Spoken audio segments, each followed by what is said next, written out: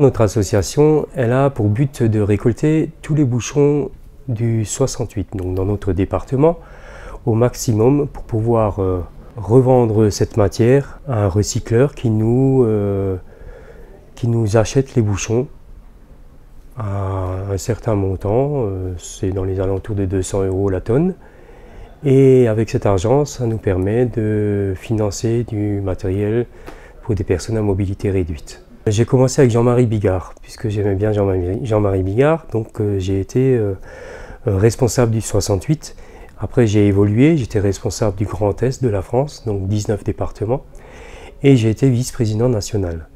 Donc j'ai côtoyé Jean-Marie Bigard, puisqu'il était parrain de cette association, et je me suis forgé avec cette association, j'ai appris à faire des choses, j'ai beaucoup évolué dans le fonctionnement et tout. Et un jour, je me suis détaché de l'association parce que je me suis dit que c'était beaucoup trop grand. Je voulais en fait centraliser la chose dans notre département.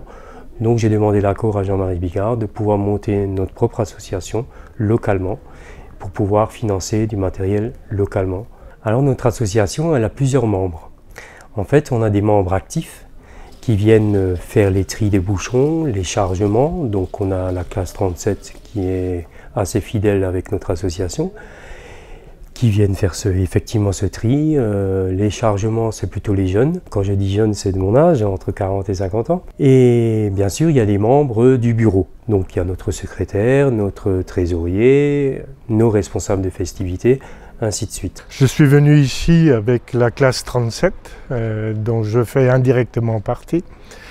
Depuis 2001, je crois, si ma mémoire est bonne, nous trions des bouchons avec les petits bouchons 68 000 pour un but humanitaire. Être disponible pour les autres était tout naturel, c'était la force des choses, on ne pouvait pas faire autrement.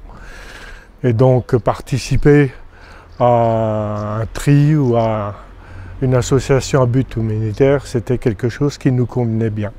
En fait, dans des entreprises, comme dans des écoles ou autres, on peut très bien mettre cette boîte au milieu de 4 ou 5 bureaux et, au fur et à mesure, on remplit les bouchons.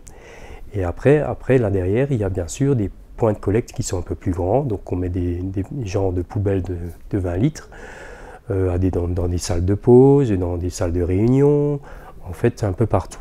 Et ça nous permet de prendre cette petite boîte et de la vider, plutôt que de laisser les bouchons dans un tiroir de bureau. Donc voilà la collecte des bouchons. Mais on a aussi des points de collecte qui sont beaucoup plus importants. On peut très bien mettre, comme je disais, des petits conteneurs de 20 litres. On peut aller jusqu'à un big bag. Donc quand je dis un big bag, c'est un sac qui contient à peu près 200 kg, qui font 1 mètre sur 1 mètre. Donc ces sacs, bien sûr, tout le monde ne les prend pas. Donc c'est ça que je les mets plutôt à des grands points de collecte, genre des grandes surfaces, des magasins, des usines, des écoles où ils peuvent stocker ce fameux big bag. Certains nous apportent les bouchons, certains les apportent à des points de collecte qu'on a bien définis sur notre site internet. Donc on peut les déposer dans des magasins ou autres. Et nous, après, on récupère ces collectes de 1 semaine, de 15 jours, de 1 mois, des fois 1 an. Alors le tri des bouchons, c'est une opération qui est un peu délicate, qu'il faut être assez minutieux, puisque les gens, quand ils mettent des bouchons de côté, c'est de bonne foi. Ils mettent par exemple un petit conteneur, ils mettent des bouchons et ils font un petit peu le tri sélectif. Ils mettent des piles, ils mettent des capsules en ferraille, ils mettent des bouchons de liège. Et des fois, par maladresse, ces gens-là, c'est pas de mauvaise foi, mais ils mettent tout dans un sachet et ils mettent ça dans un sachet et nous, on doit faire ce tri-là. Parce qu'on est obligé de faire ce tri pour la machine qui va faire le recyclage de ces bouchons, pour éviter des casses ou autres. Quand nous sommes dans une journée de tri, nous faisons de l'ordre de 15-18 big bags, à raison de, si ma mémoire est fidèle, 300 kg par big bag. Vous n'avez qu'à faire le calcul, c'est presque 6 tonnes, entre 5 et 6 tonnes que nous arrivons à trier dans un après-midi. Aujourd'hui, on a le droit de pratiquement tout mettre les bouchons. Alors quand je dis tout mettre, c'est les bouchons bien sûr de bouteilles d'eau, de jus de fruits, c'est des bouchons de pâte à tartiner, des cafés solubles, et on peut maintenant aussi mettre des bouchons de lessive, d'assouplissant, tout ce qui est gros bouchons.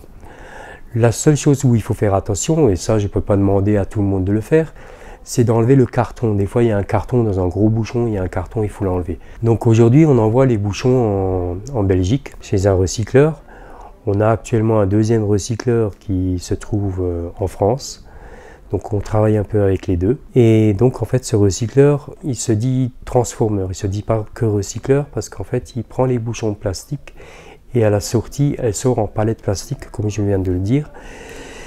Mais en plus ça suit l'environnement parce qu'on fait des palettes plastiques, on évite de couper des arbres pour faire des palettes en bois. Donc c'est tout un cycle de recyclage. L'argent qu'on récupère de cette collecte de bouchons plastiques, en fait on le récupère et on ne donne pas l'argent, on ne fait pas des chèques et on les donne, je dirais, entre parenthèses, à n'importe qui. On se dit que toute personne qui est en demande d'avoir un fauteuil ou d'avoir une pente pour rentrer dans sa maison ou dans son véhicule ou un aménagement de salle de bain ou autre, tout ce qui est lié à l'handicap, peuvent venir effectivement chez nous nous demander de l'aide parce qu'il y a des personnes qui sont dans le besoin. On s'est rendu compte que les gens ils trient de plus en plus. Au début, pour vous donner un chiffre, en 2001 j'avais 60% de déchets qui n'étaient pas recyclables, donc pour vous dire.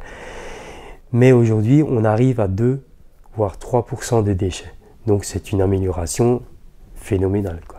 Alors au niveau de la collecte, bien sûr des fonds, puisqu'il n'y a pas que les bouchons plastiques, entre autres, en été, on fait beaucoup de manifestations dans les villages, dans le 68.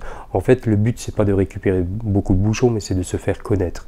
Donc on fait souvent des manifestations. Dernièrement, on a fait une manifestation, c'était une première pour nous, on a fait un festival de rock, les bouchons du rock, on avait appelé ça. Et notre avenir, bien sûr, c'est d'évoluer encore plus, de faire de plus en plus de points de collecte, de vraiment demander aux gens de faire ce geste, de mettre un bouchon dans un petit conteneur et de les apporter ou alors de se les faire chercher.